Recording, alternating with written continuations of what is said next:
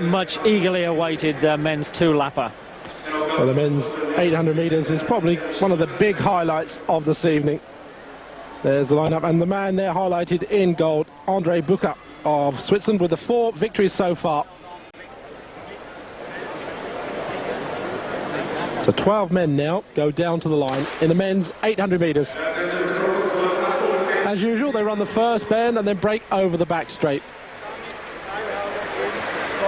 Most of these athletes now will be quite tense as they try and make sure that they don't get boxed and pushed, as David Kiptoo of Kenya in the yellow vest comes from the far side of the track to lead them through the 200 metres.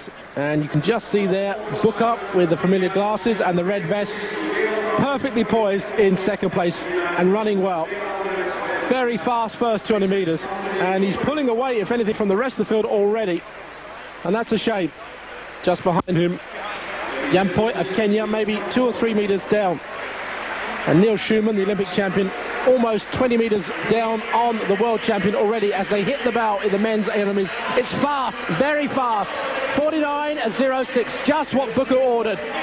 Well, there's real intent there, isn't there, Steve? At the break from lane, it looked briefly as if Bucher might just be shunted out of that second place, but he put on a bit of a spurt, and he's doing as he's done in every race this season. He's really taking the race to his rivals. Well, Bucher, as always, hits the 200-metre mark and goes past the pacemaker.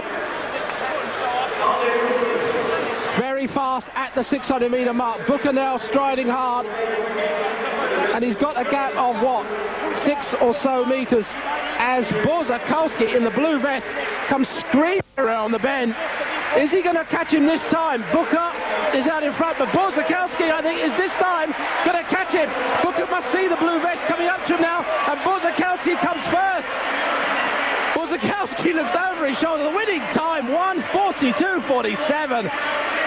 And as I said before the race, this Russian is a real talent. Why, oh why he wasn't in the World Championships, we will never know. But he's caused a major upset here tonight, and Bucher, for the first time this year, has found out what it's like to be in second place.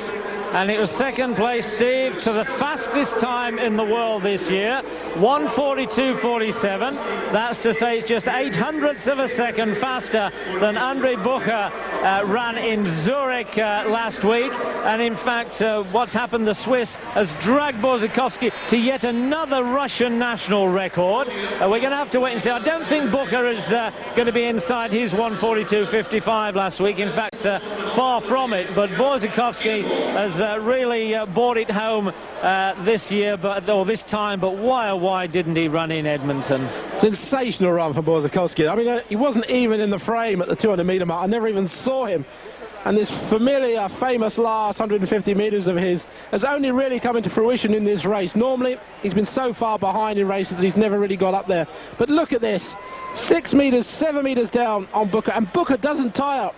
He's a very strong athlete, the Swiss world champion, and this is his trademark. But Borzakowski really is in a different gear coming down this 100 metres straight. And in the end, he wins very comfortably indeed, almost by 3 or 4 metres. And the arms go aloft. There he is when he knows he's got it. And as Pat pointed out, the fastest time in the world in doing it. Well, there's a shell-shocked Andre Bucher, but he